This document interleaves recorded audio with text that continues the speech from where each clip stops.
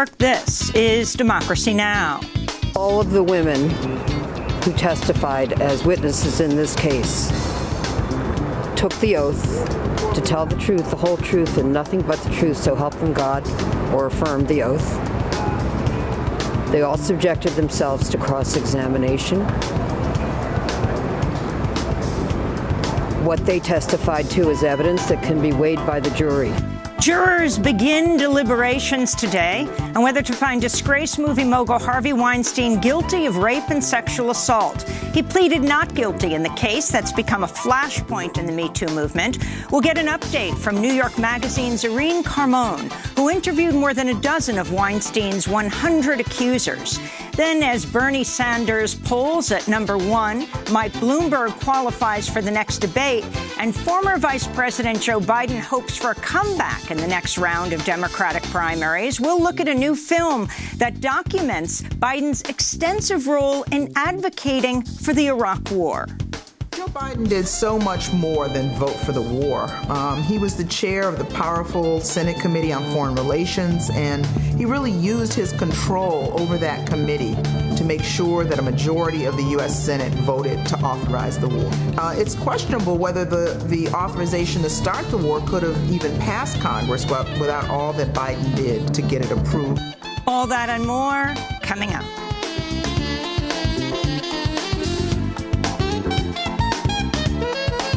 Welcome to Democracy Now!, democracynow.org, the War and Peace Report. I'm Amy Goodman. Over 2,000 former Justice Department officials are now calling on Attorney General William Barr to resign after he intervened to reduce the sentencing recommendation for President Trump's longtime friend and former campaign advisor Roger Stone. The Federal Judges Association has called an emergency meeting as the fallout over Barr's actions mounts. Meanwhile, U.S. District Judge Amy Berman Jackson, who's presiding over Roger Stone's case, is holding a conference call today to discuss the status of the case 2 days before he's due to be sentenced. Last year, Stone posted a photo on Instagram of Judge Berman Jackson with crosshairs near her head. Last week, Trump also attacked Judge Berman Jackson on Twitter. Judge Beryl Howell, the chief judge of the U.S. District Court for D.C., responded in defense of Berman Jackson, saying, quote, "Public criticism or pressure is not a factor." Mike Bloomberg has qualified for the next Democratic debate after receiving 19% in a national NPR PBS NewsHour and Marist poll. He needed at least 10% to qualify. The Democratic National Committee was recently widely criticized for overhauling its debate requirements to eliminate the need for candidates to obtain a significant number of small donations. Bloomberg has poured over $400 million of his own money into his campaign. The debate will take place Wednesday night in Nevada ahead of Saturday's caucuses. Bloomberg is not on the ballot in Nevada. Senator Bernie Sanders leads in the same poll with 31%. In related news, Bloomberg's coming under fire yet again for his past remarks. This time, the former New York City mayor can be seen telling an audience at Oxford University in 2016 that farming requires less gray matter than working in the information economy. I could teach anybody, even people in this room, so no offense intended, to be a farmer. It's a process. You dig a hole, you put a seed in, you put dirt on top, add water, up comes the corn. Then we had 300, you could learn that. Then you have 300 years of the Industrial Society. You put the piece of metal on the lathe, you turn the crank in the direction of the arrow, and you can have a job. And we created a lot of jobs. 98% of the world worked in agriculture. Today, it's 2% in the United States. Now comes the information economy. And the information economy is fundamentally different because it's built around replacing people with technology. And the skill sets that you have to learn are how to think and analyze. And that is a whole degree level different. You have to have a different skill set. You have to have a lot more gray matter. The now viral video comes as Bloomberg is facing a barrage of criticism over his past comments and actions on policing, race-based housing discrimination, stop and frisk, and sexual harassment and discrimination at his company. A 1998 lawsuit details an interaction with a female employee he shouted at in front of others after she expressed trouble finding a nanny. Bloomberg allegedly yelled, quote, "It's a effing baby. All it does is eat and bleep. It doesn't know the difference between you and anyone else. All you need is some black who doesn't even have to speak English to rescue it from a burning building," unquote. In another incident, Bloomberg allegedly told a pregnant worker to, quote, "kill it." And in another lawsuit in which an employee accused her superior of rape, Bloomberg was asked in a deposition what evidence would be necessary in the case. He responded, quote, "I guess an unimpeachable third-party witness." He said there would be no way of knowing who is telling the truth in a rape case. These quotes come from a piece in the Washington Post this weekend. Calls are mounting for the resignation of Manhattan District Attorney Cy Vance, as 40 more women accuse former Columbia University OBGYN Robert Haddon of sexual assault. The accusations follow recent revelations by Evelyn Yang, wife of former presidential candidate Andrew Yang, that Dr. Haddon assaulted her when she was pregnant. Cy Vance let Haddon off with a plea deal in 2016 that enabled him to avoid jail time. Evelyn Yang was attacked just 6 weeks after Haddon had been arrested in another case but was allowed to return to his practice. The total number of Haddon's accusers is now around 70. The allegations include vaginal exams without gloves, forceful touching, and forced oral sex. Joining the call for Cy Vance to resign are all 12 members of New York City Council's Women's Caucus. Co-chair Carlina Rivera said, quote, "There's a long history of District Attorney Vance's office failing to effectively prosecute other powerful white men," unquote. This as jury deliberations begin today in Harvey Weinstein's rape trial in New York. We'll have more on that story after headlines with New York Magazine's Irene Carmone. At least 150 million people in China, over 10% of the population, now face some level of restrictions on their movements because of the government-imposed lockdown as it attempts to slow down the spread of the coronavirus. Over 72,000 cases have been confirmed, with nearly 1,900 fatalities, most of these in China. Today, a noted neurologist and director of a hospital in Wuhan, the epicenter of the outbreak, died from coronavirus. Meanwhile, the quarantine aboard the Diamond Princess cruise ship that has been docked in Yokohama, Japan for over 2 weeks is set to end tomorrow. More than 540 cases have been linked to the ship. Over 300 Americans were repatriated from Japan yesterday, with 14 testing positive for the disease. They'll now be quarantined on U.S. bases for 2 weeks. In business news, Apple says it will not meet its revenue goals because in part of the impact of coronavirus on their production in China. In Pakistan, a suicide bomb attack at a religious rally in the northern city of Quetta has killed at least 8 people and wounded at least 16 others. No group has yet claimed responsibility for the attack. In Mexico, the brutal killing of a 7-year-old girl has triggered more protests in Mexico City as anger mounts over the epidemic of murdered women and girls. The girl, Fatima, was kidnapped last week, her body found by authorities wrapped in a plastic bag. Her killing came just 2 days after a 25-year-old woman, Ingrid Escamilla, was murdered and mutilated by her boyfriend. This is one of the protesters Monday, a resident of the neighborhood where 7-year-old Fatima lived. That's why we voted for this president who is going to end corruption. But what has the president done? Pure blah, blah, blah. And his airplane. Leave the airplane alone already. Start thinking about the poor people and leave the airplane alone. The second strongest non-tropical storm ever recorded in the North Atlantic Ocean is wreaking havoc in towns across the United Kingdom. British authorities have issued over 300 warnings as bomb cyclone Dennis has produced 80-foot waves and winds reaching up to 90 miles per hour. The record rains and flooding disrupted air and train travel and killed at least 2 people. Amidst the catastrophic weather event, the British Environment Agency will reportedly announce homeowners should no longer however, expect to be protected from major floods because they'll be seen as inevitable due to the worsening climate crisis. Back in the United States, residents of Mississippi are bracing for more heavy rains as historic flooding from the swollen Pearl River has affected hundreds of homes. Mississippi Governor Tate Reeves declared a state of emergency as the Pearl River crested Monday at its third highest recorded level. California is set to apologize this week for the internment of over 110,000 Japanese Americans during World War II. Lawmakers are expected to pass a resolution Thursday apologizing for supporting the, quote, unjust exclusion, removal, and incarceration of Japanese Americans and for its failure to support and defend the civil rights and civil liberties of Japanese Americans. In Virginia, state senators rejected a ban on assault weapons after 4 Democrats sided with Republicans to defeat the ban in committee.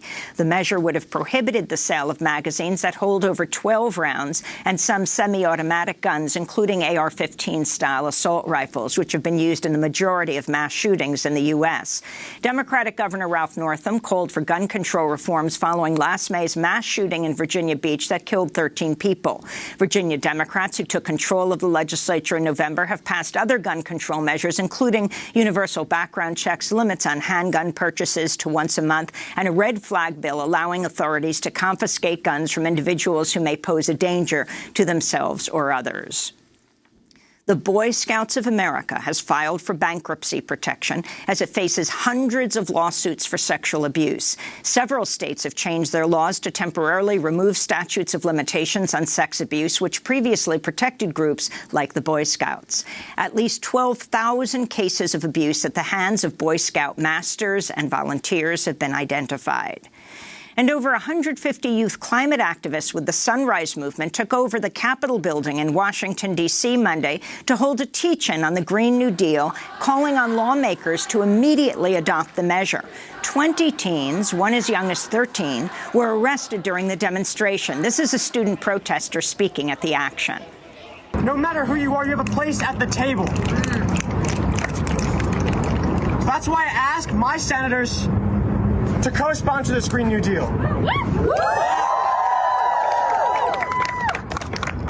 I don't want any change in 5, 10, 20, 50 years. I want it now. And those are some of the headlines. This is Democracy Now!, DemocracyNow.org, The War and Peace Report. I'm Amy Goodman. A jury of 7 men and 5 women meet today in New York Supreme Court to begin deliberations on whether to find disgraced movie mogul Harvey Weinstein guilty of rape and sexual assault. The case has drawn international attention amidst the Me Too movement. If the jurors find Weinstein guilty, he faces a maximum sentence of life in prison. Weinstein has been accused of sexual misconduct by more than 100 women. In this case, he faces 5 charges based on evidence relating to 2 main accusers. One woman, who wishes to remain anonymous, alleges she was raped by Weinstein in a New York hotel. He's been charged with rape in the 1st and 3rd degrees in her case. The second main accuser is former Project Runway production assistant Miriam Haley, who alleges Weinstein forced oral sex on her in 2006. For this, Weinstein faces a count of criminal sex act. If the jury finds Weinstein guilty of charges relating to either or both of the main accusers, then it can consider 2 counts of predatory sexual assault. These charges would require the jurors to find Weinstein guilty of sexually assaulting more than 1 woman. Weinstein has pleaded not guilty. For more, we're joined in our New York studio by Irene Carmon, senior correspondent for New York Magazine, who's followed the allegations against Harvey Weinstein. She spoke more than a dozen of his accusers in her article 100 Women versus Harvey Weinstein, and wrote a 57-page PowerPoint Harvey Weinstein's team. She wrote about this PowerPoint sent to reporters that smeared his alleged victims. Her new piece out today is headlined, "The Woman Who Taped Harvey Weinstein." It features an interview with Ambra Gutierrez, the Filipina-Italian model who reported Weinstein to the New York Police Department in 2015 for allegedly groping her during a meeting at his office. She then went back wearing a recording device for an arranged meetup at a hotel In the tape, Weinstein admits he groped her and tries to get her to come into his room. But the Manhattan District Attorney Cyrus Vance decided not to pursue the case and said, quote, a criminal charge is not supported. We're going to talk about all of these issues. Irene Carmon, it's great to have you back at Democracy Now! Thanks for having me, Amy. So let's start with the Weinstein case today. The closing arguments last week, and now this case goes to the jury. What should we understand about it? More than almost any other case, this case has become synonymous with the Me Too movement, and that is not a coincidence. It was stories about Harvey Weinstein that were published in the New York Times and in the New Yorker that helped open up the floodgates from thousands, even millions of people telling stories of sexual assault. What changed from Ambra Gutierrez agreeing to wear a wire, 22 years old, taping Harvey Weinstein secretly, putting herself at risk, yet being hung out to dry by the New York DA? What changed between then and here we are 5 years later, and the same Manhattan District Attorney's Office, headed by Cy Vance, has brought these charges that are quite complex against Harvey Weinstein. What changed is that there was a flood of organizing. There were a flood of voices, not just about Harvey Weinstein, but the criminal law is a separate tool from public awareness, from journalism, as you well know. And so the question that is going to be at the heart of this case as we wait for the verdict and as the jury begins its deliberations is, have they proven their case beyond a reasonable doubt? And that is not going to be the same thing as, do you believe the 100-plus women who have come forward? I want to go back to the story that you just dropped today for The Cut, for you're working for New York Magazine. Many people may remember, but explain to us what happened. Now, this is not what's at issue right now in this case. What happened with Ambra? Well, I mean, what's amazing about this, she didn't record herself. She worked with the police. Yes. She put herself in serious danger here. Right. Explain her bravery from the beginning. Well, it's interesting, right? Because in 2017, when these stories were published, there was this great surprise. Wow, who knew? There were rumors, but people did not know the extent. But to my knowledge, she is the first person years before to have gone to the police with a report, to have done everything that the authorities asked her to do. She was 22 years old. She was in a country that she didn't grow up in. She's from the Philippines and from Italy. She says that Harvey Weinstein stuck his hand up her skirt and groped her breasts. He then called her while she was sitting at the Tribeca precinct, completely distraught. The Special Victims Unit sent her in with a wire. She was also secretly... So he calls her. Unbeknownst to him, she's sitting in the police precinct. And she allows the cops to listen to the call. She then agrees the very next day, despite being deeply shaken by her experience, agrees to go back and meet with this man again, wearing a wire and recording on her phone a backup in case it failed, which it did fail. So just imagine what's going through her head as she's in this hotel lobby. Harvey Weinstein badgers her to go upstairs. Ronan Farrow later publishes this recording, a portion of which you hear Harvey Weinstein admitting that he groped her breasts, apologizing for it, saying he's used to it. She's upset. He's begging her to come into the room in the same kind of what Ashley Judd described as coercive bargaining that many of the women who have come forward about Weinstein have described, which is dangling job opportunities and then implying that in some way this means that women have to consent to sexual activity that many women have said they did not consent to. And so then explain what happened to her doing the police's bidding, recording this. Right. She's got it in the bag or in the bug. Yes. She returns, and then what happens next? So Amber believed she had done everything that they asked her to do. But then she was also, she describes it as interrogated by Cy Vance's office, specifically by Martha Bashford. And at this point, she really feels like they put her on trial. Now, this is something that when folks report on sex crimes have heard a million times. Sometimes it is just that the DA really wants to make sure, is this somebody who's going to be comfortable being cross-examined on the stand? But nonetheless, she felt that she herself was being put on trial, despite the fact that she had recorded evidence of Harvey Weinstein admitting to groping her without her consent. And she left that meeting feeling uneasy. At the same time, Harvey Weinstein enlists powerful people. Ronan Farrow has reported Rudy Giuliani, Linda Fairstein, who was the former head of the sex crimes unit, are all putting pressure on the office not to bring charges against her. A public relations campaign is waged against her as well. She has worked as a model. Photographs of her in the most suggestive, out-of-context manner end up on the front page of the New York Post and the Daily News. She is accused of being a sex worker, which she says she was not.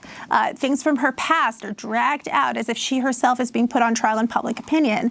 And eventually she learns from reading the newspaper, she says she didn't hear it from the DA's office, that they're not going to bring charges against Harvey Weinstein. And it will take 2.5 to 3 years for any charges to be brought in connection with more than 100 women who have accused Harvey Weinstein. Martha Bashford was the chief prosecutor at the time, who is now, after 40 years... in the sex crimes unit. In the sex crimes unit, who has now said she is retiring. She just announced. That's true. And where did Linda Fairstein fit into this story?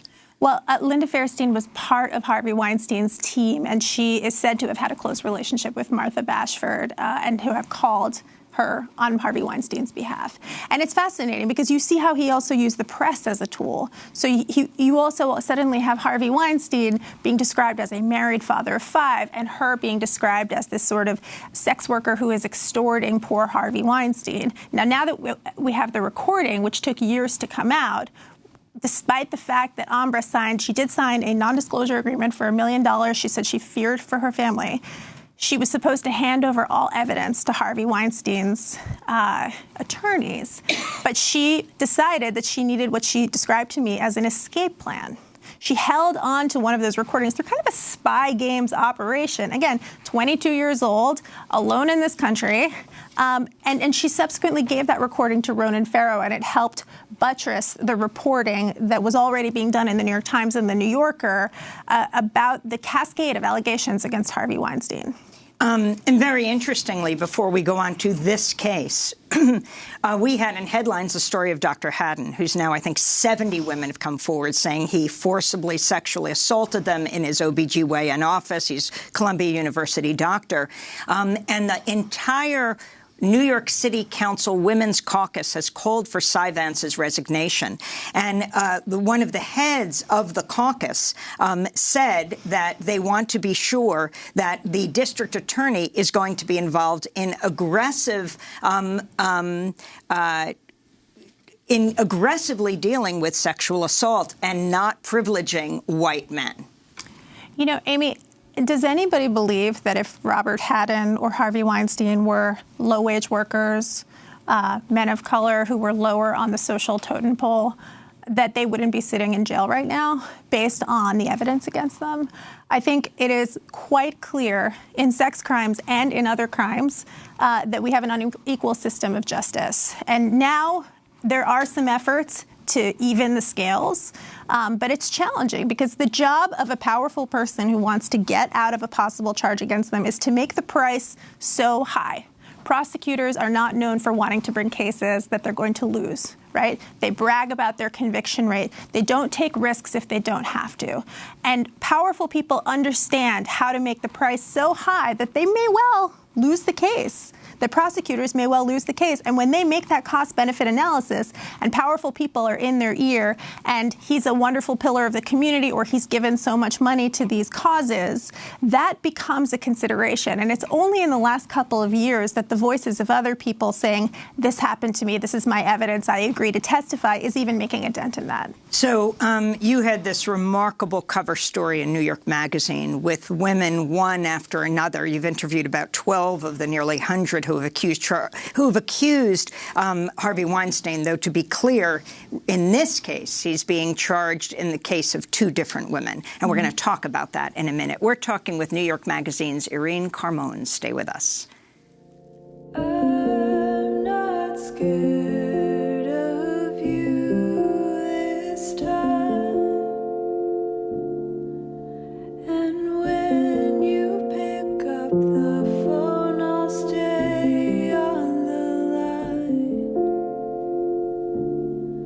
And I'll do more than breathe this time. And I'll let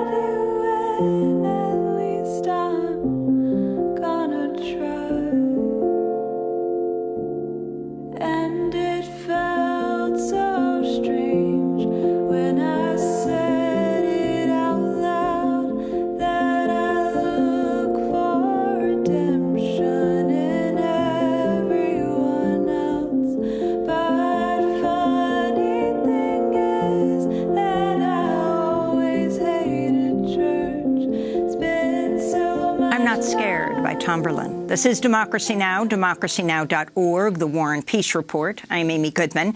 As we turn right now back to the case of Harvey Weinstein in a New York courtroom today with jury deliberations.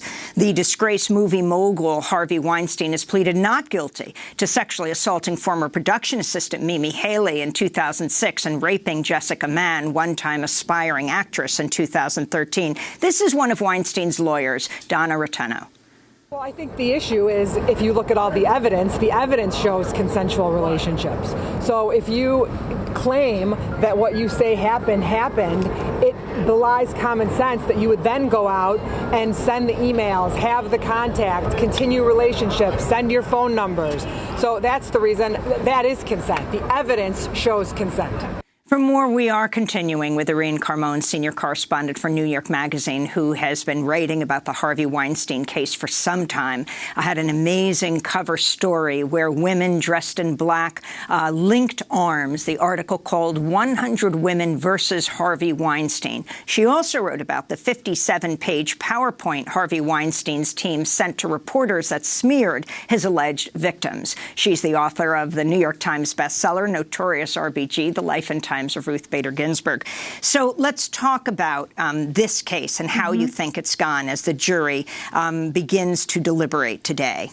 It's so interesting because we, from the beginning of Me Too going viral, have considered Harvey Weinstein to be this kind of untouchable monster by which all other accusations are measured. But the truth is, it's really complicated to bring a criminal case, especially years after many of these allegations were said to take place. So if you could imagine a big funnel where there are 100 and possibly more women out there, but then how many of them have chargeable cases just from the point of view of statutes of limitations? How many of them have evidence? How many of them are willing to talk to prosecutors? Because participating in a criminal case like this is wrenching. And in fact, they brought a case on behalf of, in New York, Lucia Evans, that was later dropped, even though she also cooperated with Cy Vance's office. So you don't even know if your case will see the light of day. From that, we have two women, Jessica Mann and Mimi Haley, whose charges form the basis of the New York case, and there's also going to be a Los Angeles case.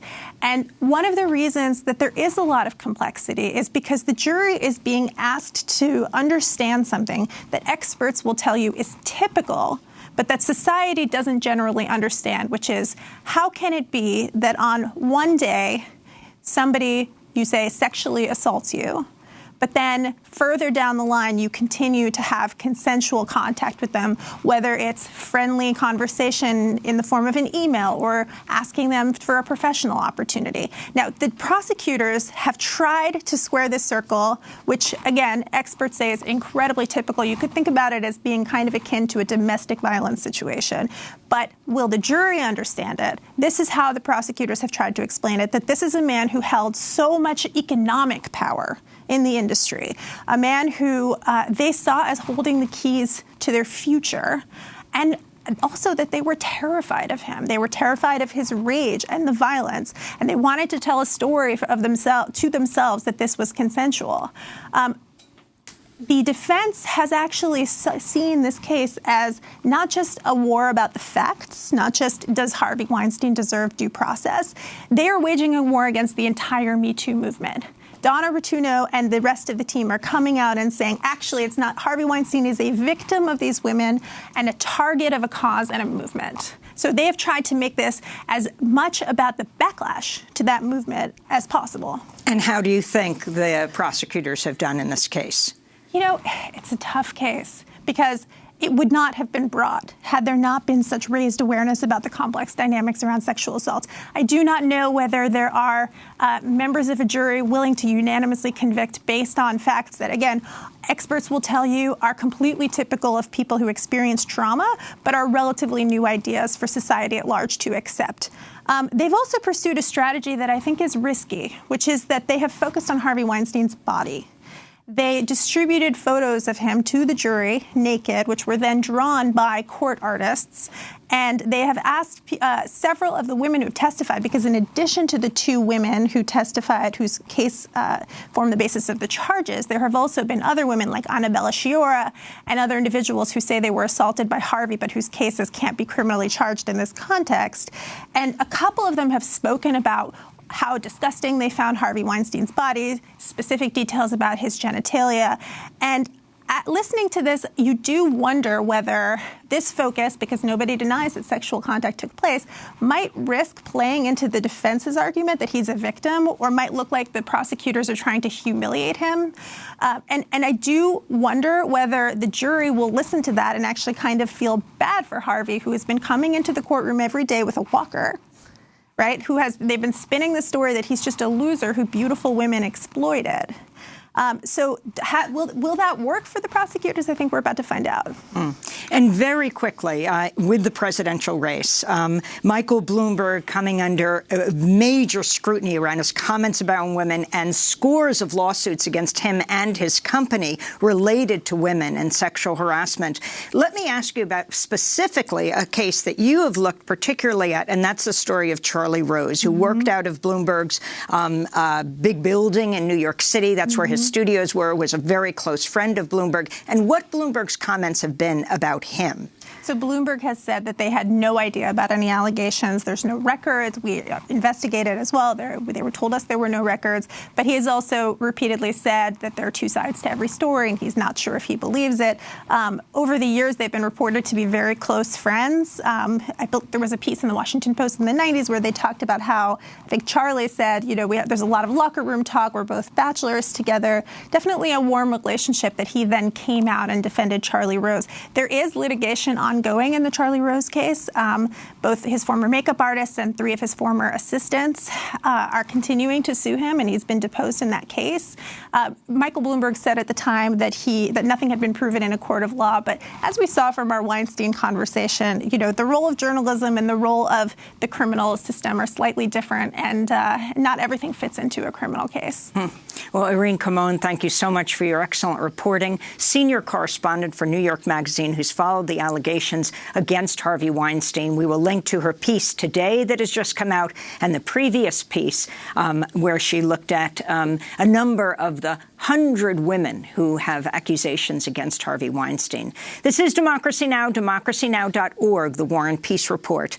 I'm Amy Goodman. The Democratic presidential candidates will face off in Las Vegas Wednesday night ahead of the Nevada caucuses. It's the first debate with billionaire Michael Bloomberg on the stage, and Nevada could be a decisive state for candidates who perform poorly in Iowa and New Hampshire, including former Vice President Joe Biden. As Biden hopes for a comeback, a new short documentary sheds light on his extensive role advocating for the Iraq War, an issue that's been raised repeatedly on the campaign trail. Biden has apologized for supporting the war, but today in a broadcast exclusive, we're going to bring you a new film directed by the Center for Economic and Policy Research's Mike Weisbrot that exposes Biden's central role in pushing for an Iraq invasion.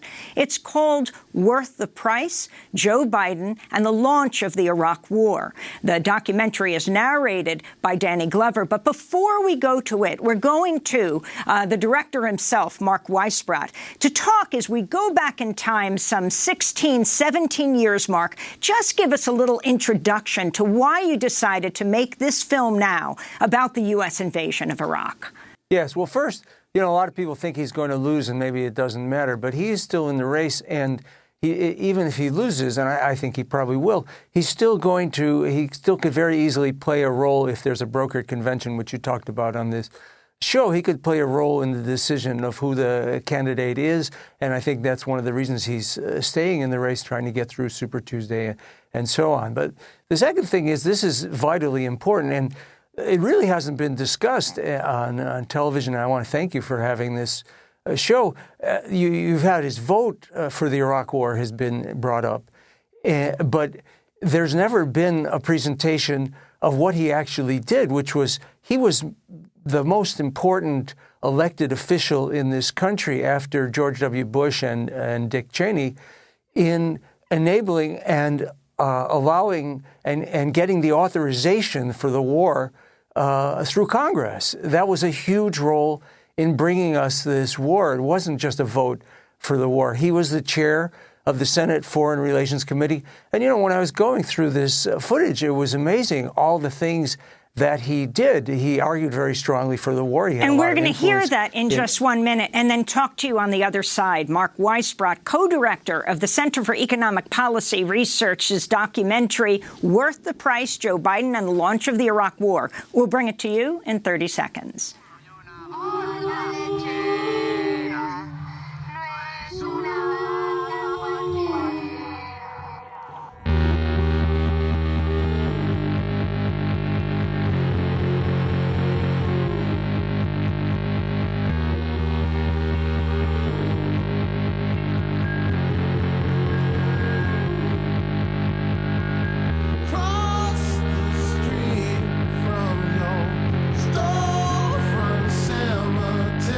Staring at the Sun by TV on the radio.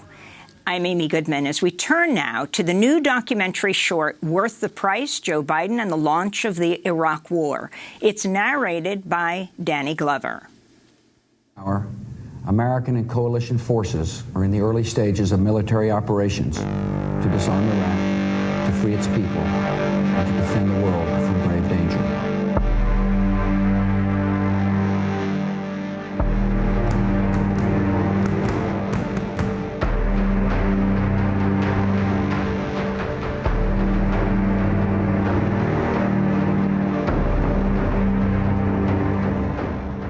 The costs of the Iraq War were enormous.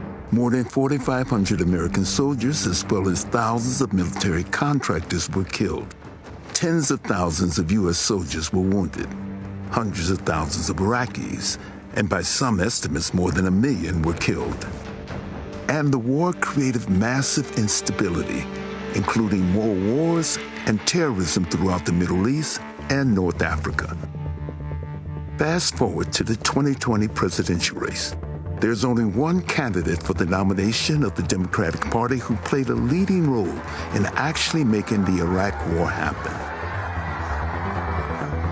In my judgment, President Bush is right to be concerned about Saddam Hussein's relentless pursuit of weapons of mass destruction and the possibility that he may use them or share them with terrorists.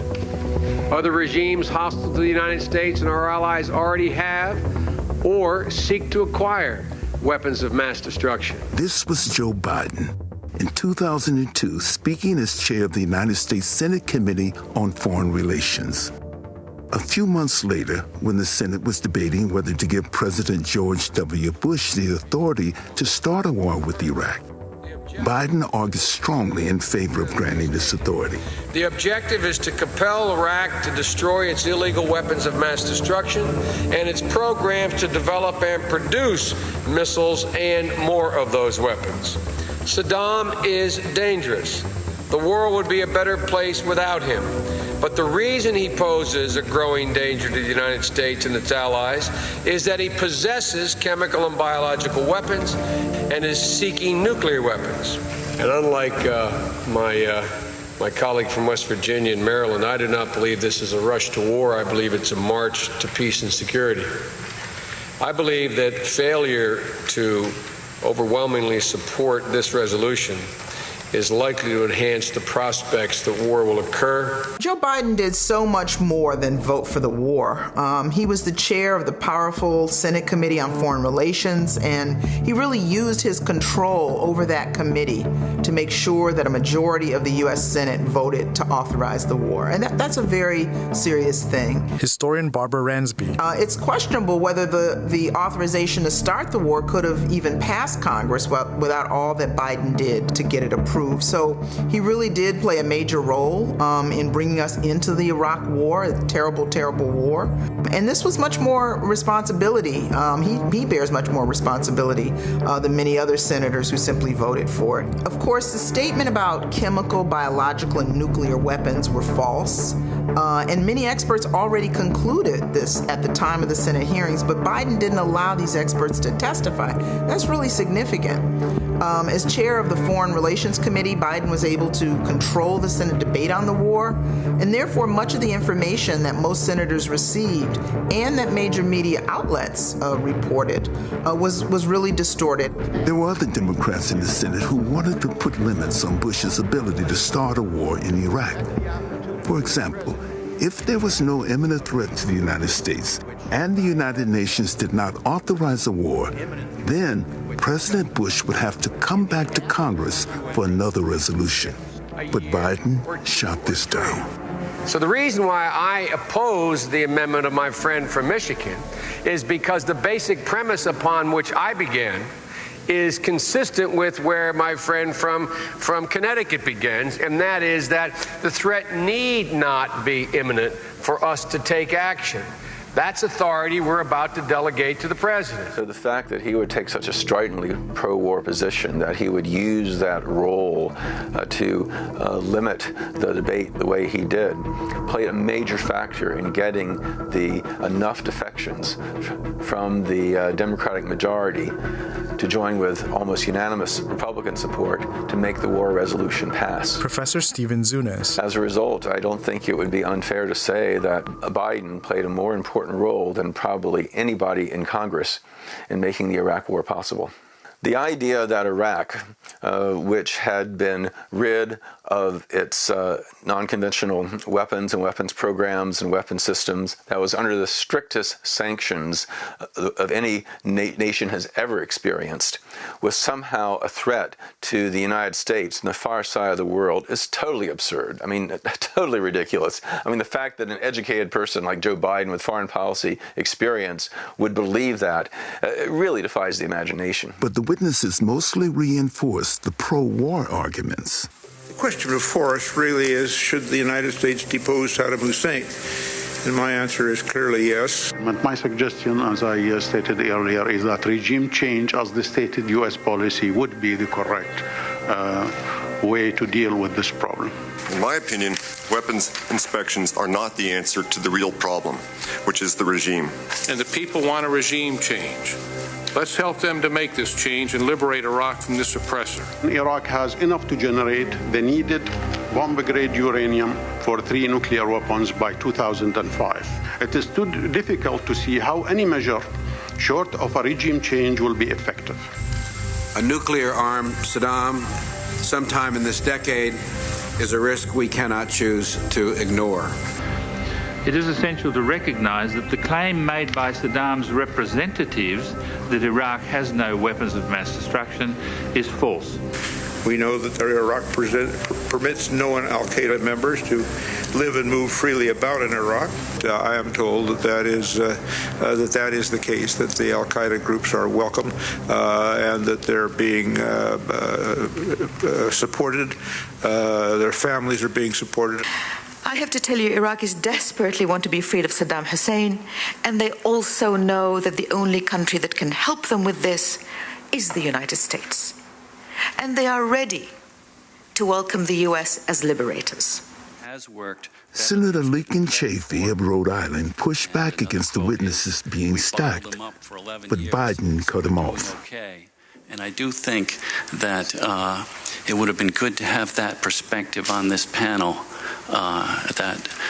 for a better balance. I think we've got from this panel a perspective that the threat is very real, very immediate, and I maybe would ask you to comment on some of these senior military officials, including, according to the article, members of the Joint Chiefs of Staff and their Senator Yield, just for a moment, I apologize, but excuse me. The senator from Florida is going to chair the hearing. I have to leave for a few minutes, and after this panel is over, we'll recess for how much time for lunch? 45 minutes for lunch when this panel, I'm not suggesting we finish now, but when the panel is finished, we'll recess for 45 minutes. And I assure you, Senator, there are other witnesses coming along who think the policy of containment is just fine. So I hope you'll find this is extremely balanced when we finish the whole 2 days of hearings. But I thank you for letting me interrupt, and I turning the gavel over. Biden never returned to the problem that Senator Chafee raised about the bias of the witnesses that were allowed to testify. Matthew Ho. I was in the Iraq War twice and in the Afghan War once. You know, for veterans, these wars have had an impact that lasts for our whole lives. The Iraq War, almost 4,600 American soldiers were killed there. I think as of the first month of 2020, I think that the total number is 4575. And that's just the direct number killed because war has been privatized and contracted out and companies are making money off of it. The estimates are that a similar number, about 4,500 contractors, men and women who were doing jobs in the military that in past wars soldiers would have been doing, were also killed in Iraq. So when you look at the number killed, you have to look at, say, 9,000 rather than 4,500. That does not take into account the suicides. The suicides from these wars, based upon Veterans Administration data, runs between 9,000 and 10,000 killed by suicide. We've also had, tens of thousands of men and women wounded in action. I had Marines in my command who were hit by roadside bombs 9, 10 times during a deployment.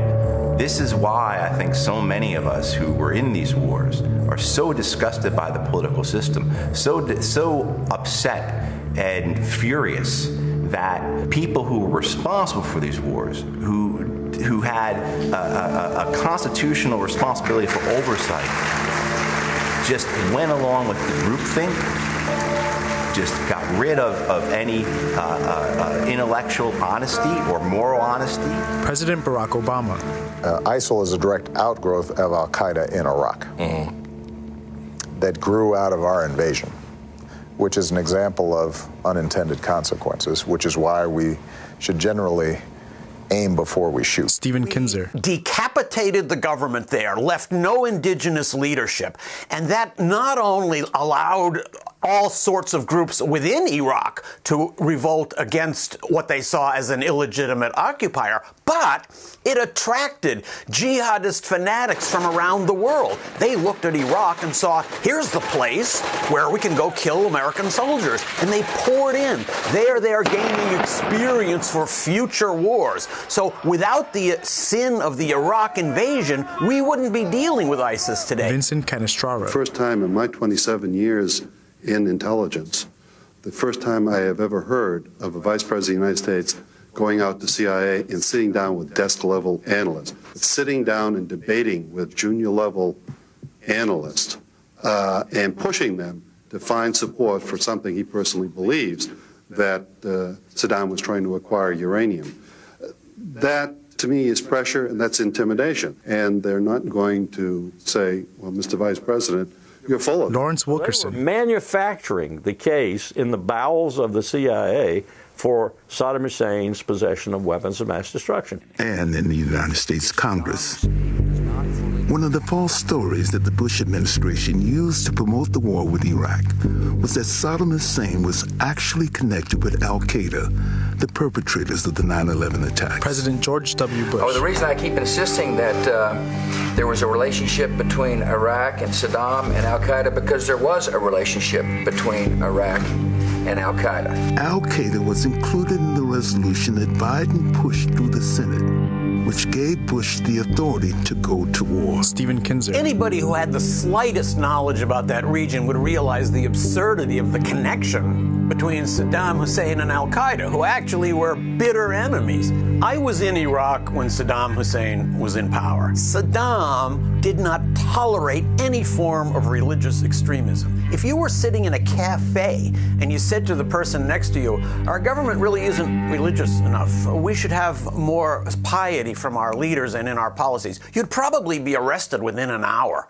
There was no chance of al-Qaeda or any kind of religious extremist group from getting a foothold in Iraq while Saddam Hussein was in power. After Bush invaded, Biden continued to support the war for years.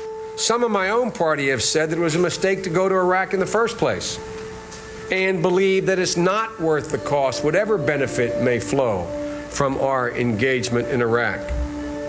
But the cost of not acting against Saddam, I think, would have been much greater.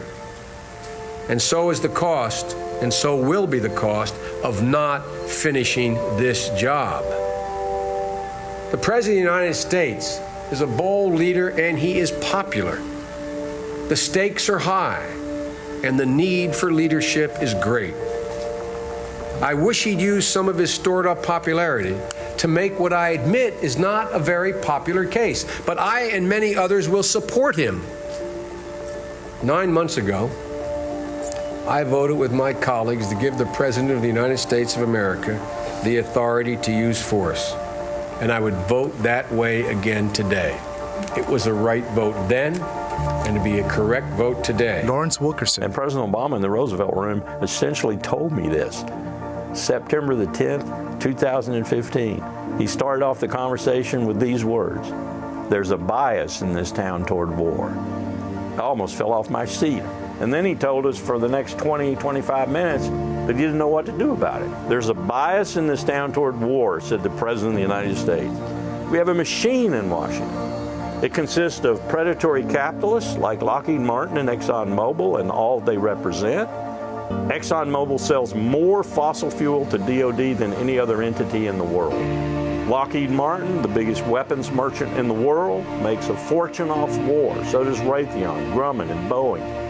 As long as you have these dollars rolling in, you're going to have constant, endless war." Professor Adam In Getachew. the United States, Biden represents a kind of long-standing bipartisan commitment to U.S. preeminence on the global stage, in which the U.S. acts as the policeman of the world.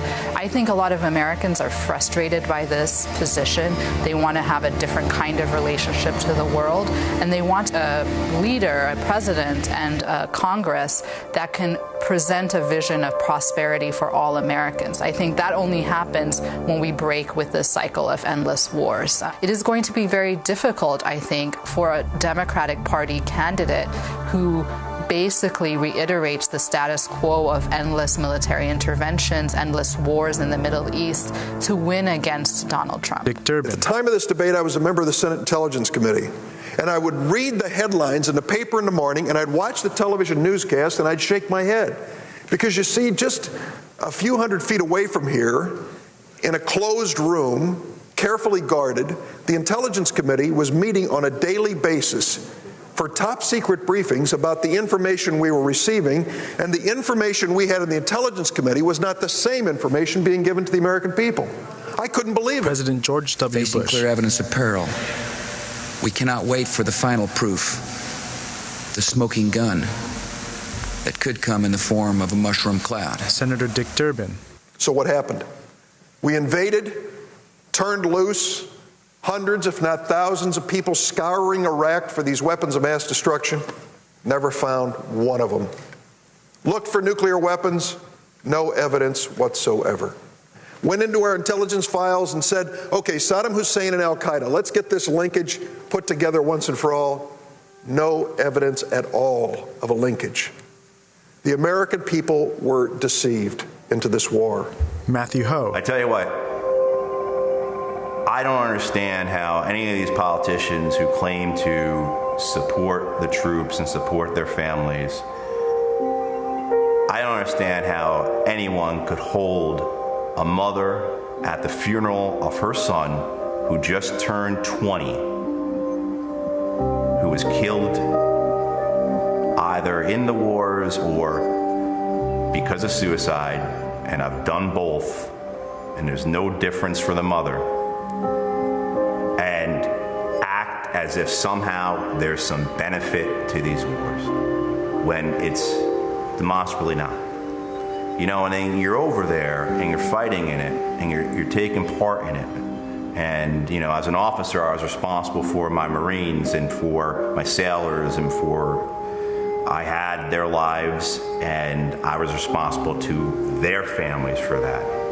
And you think, can I go home and say to the families that it was worth it, that their son was killed, their husband was killed, their brother was killed for something that was good or something that was beneficial. Senator Joe Biden. At the outset, if we can make the case, which I think, well, I won't say what I think yet, the hearings aren't finished, but if we can make the case that the threat is real and dire, that a free and democratic Iraq, if it could be accomplished, could have a cleansing impact on that part of the world and make our life easier significantly down the road, which I think could be made in an ideal circumstance. Not even an ideal, if we do things right, that it is worth the price. That's the broadcast exclusive of Worth the Price, Joe Biden and the launch of the Iraq War. It's narrated by Danny Glover, directed by Mark Weisbrot with the Center for Economic and Policy Research, who is joining us from Washington, D.C.